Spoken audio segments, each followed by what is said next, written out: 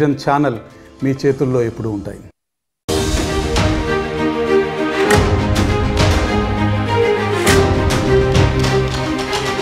కొత్త ఏడాదికి ముందే భారత అంతరిక్ష పరిశోధన సంస్థ ఇస్రో అద్భుతాన్ని సృష్టించింది. పిఎస్ఎల్వి C60 ప్రయోగాన్ని విజయవంతం చేసింది. ఒకేసారి నింగిలోకి 2 శాటిలైట్లు అనుసంధానం చేశారు. చైనా, రష్యా, అమెరికాల సరసన ఇప్పుడు భారత్ చేరింది. తిరుపతి జిల్లాలోని షార్ నుంచి రాత్రి 10 గంటల 15 నిమిషాలకి ప్రయోగం జరిగింది. పిఎస్ఎల్వి బయలుదేరిన 15 నిమిషాల 5 సెకండ్లకు రాకెట్ నుంచి స్పేడెక్స్ 1B విడిపోయింది. ఇక 15 గంటల 9 నిమిషాలకు స్పేడెక్స్ 1A విడిపోయింది. పిఎస్ఎల్వి C60తో కక్షలోకి మైక్రోగ్రావిటీ ప్రయోగాలు చేరాయి. మొత్తం మీద భారత అంతరిక్ష పరిశోధన సంస్థ ఇస్రో మరో అద్భుతాన్ని సృష్టించిందని చెప్పవచ్చు. శ్రీహరికోట షార్ నుంచి ఈ ప్రయోగాన్ని నిర్వహించారు. చేజర్ టార్గెట్ ఉపగ్రహాలను పిఎస్ఎల్వి C60 విజయవంతంగా కక్షలోకి ప్రవేశపెట్టింది. ఉపగ్రహం మొత్తం బరువు 400 కిలోలుగా ఉంది. భారత్ సొంతంగా స్పేస్ స్టేషన్ ఏర్పాటుకు ఈ ప్రయోగంతో శ్రీకారం చుట్టినట్లయింది. रात को रोशन करता हुआ PSLV C60 अपने 3, 2, 1, 0 plus 5 seconds. Lift off normal. That's a marvelous Auto liftoff of tracking. PSLV PT tracking. C60 SpaceX mission on the go. Plus 15 Sleek seconds. PSLV Corelon vehicles Auto tracking. saluted against the night sky, a beautiful sight to behold.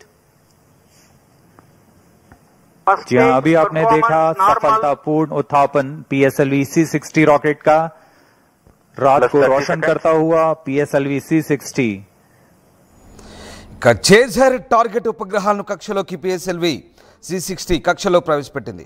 Sriharikota Satish Dhawan space centre నుంచి ఈ rocket ప్రయోగం జరిగింది.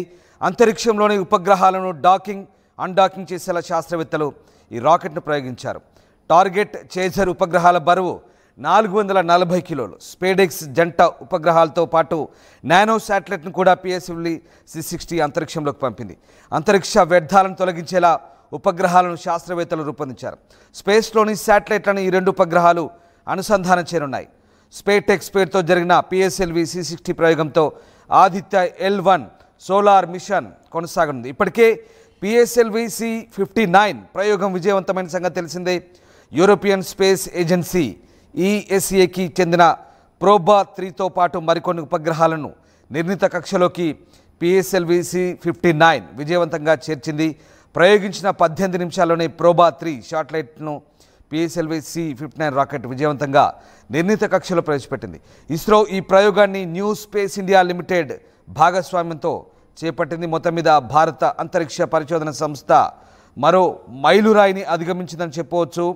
స్పాడెక్స్ అనే జంట ఉపగ్రహాలను రోదస్సులోకి ప్రవేశించడం ద్వారా అగ్ర దేశాల సరసన చేరింది. ఇప్పటికే అమెరికా, చైనా, రష్యా లాంటి అగ్ర దేశాలు మాత్రమే ఈ టెక్నాలజీని అందిపుచ్చుకున్నాయి. తాజాగా వాటి సరసన ఇప్పుడు భారత్ చేరింది.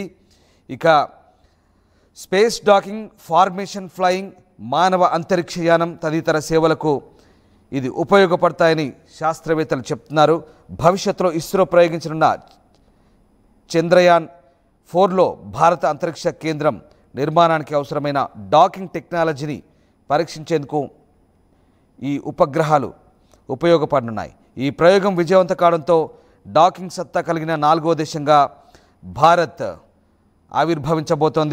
అవతరించబోతుంది. అంతరిక్షంలో ఇతర శాటిలైట్లను అనుసంధానించడం, అంతరిక్ష వ్యర్థాల తొలగించేలా ఉపగ్రహాలను రూపకల్పన చేయడం ఈ ప్రయోగం ద్వారా సాధ్యమవుతుంది. ఇక అమెరికా, రష్యా, చైనా తర్వాత డాకింగ్ మిషన్ను నింగిలోకి పంపిన దేశంగా భారత్ అవతరించింది. సాధారణంగా అంతరిక్షంలో వ్యోమనౌకలు గంటకు 1000 కిలోమీటర్ల వేగంతో ప్రయాణిస్తాయి. వ్యోమనౌకల వేగాన్ని నియంత్రించుకుంటూ ఒకదాన్నొకటి చేరువవుతూ కమ్యూనికేషన్ సాగించుకుంటూ సున్నితంగా అనుసంధానం కావాలి.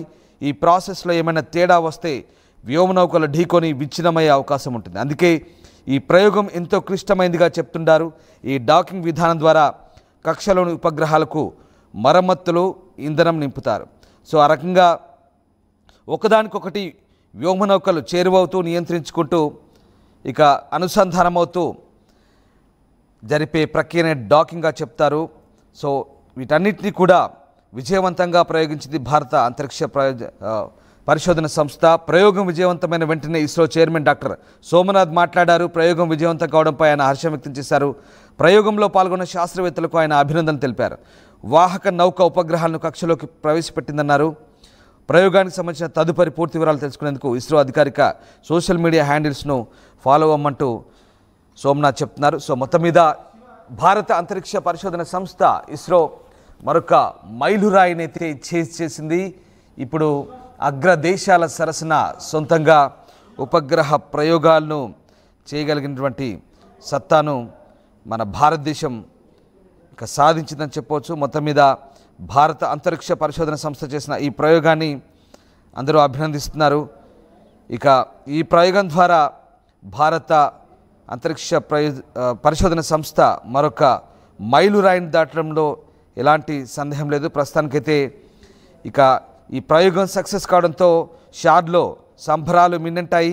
అంతరిక్షంలో ప్రపంచ దేశాలతో పోటీ పడుతూ వరుస విజయాలు అందుకుంటూ దూసుకుపోతున్న భారత అంతరిక్ష పరిశోధన సంస్థ ఇస్రో తాజాగా మరొక అరుదైన రికార్డును సొంతం చేసిందని చెప్పవచ్చు. శాస్త్రవేత్తలు సోమవారం విజయవంతంగా ఈ ప్రయోగాన్ని చేశారు, అద్భుతాలను సృష్టించారు. సో ఈ రకంగా భారత్ మరొకసారి తన సత్తా చాటిందని చెప్పవచ్చు. మొత్తం మీద ఇస్రో చేసిన ఈ ప్రయోగంతో ఒక్కసారిగా భారత్ అంతరిక్ష పరిశోధన సంస్థలో ఒక మైలురాయిని దాటిందని చెప్పవచ్చు. ఇక రెండు వేగంగా కదులుతున్న వ్యోమనౌకలను ఒకే కక్షలోకి మార్చడం, తర్వాత ఒకదాన్నొకటి దగ్గరగా తీసుకురావడం, చివరకు డాక్ చేయడం లేదా ఒకదాన్నొకటి కలిపే ప్రక్రియని డాకింగ్ అంటారు. ఇప్పుడు ఈ డాకింగ్ అన్డాకింగ్ సిస్టమ్ని భారత్ సొంతంగా చేయగలుగుతుంది. సో భారీ అంతరిక్ష నౌకలు అలాగే ఒకేసారి ప్రయోగించలేని పరిసరాలు అవసరమయ్యే మిషన్లను డాకింగ్ అవసరం అంటారు. సో ఆ సిస్టమ్ ఇంతవరకు చైనా, అమెరికా, రష్యా మాత్రమే ఉండేవి. ఇప్పుడు వాటి సరసన భారత్ చేరిందని చెప్పవచ్చు. మొత్తం మీద తిరుపతి జిల్లాలోని సతీష్ ధావన్ స్పేస్ సెంటర్ నుంచి భారత్ ఈ అద్భుతాన్ని సృష్టించింది. ఒకేసారి డింగిలోకి 2 శాటిలైట్ను అనుసంధానం చేసింది. సో భారతదేశం మరొక ఘనతను సాధించినట్లయింది. Marvelous liftoff of PSLV C60 SpaceX mission on the go. Plus 15 Sleek seconds. PSLV Corelon vehicles Good tracking. saluted against the night sky, a beautiful sight to behold. First जी हाँ, stage अभी आपने performance देखा normal. सफलतापूर्ण उत्थापन PSLV C60 rocket का रात Plus को 30 रोशन seconds. करता हुआ PSLV C60 अपने उद्दिष्ट कक्षा की ओर MFPCR tracking. सभी तंत्र सामान्य निष्पादन करते हुए RTV యాప్ వార్తల్ని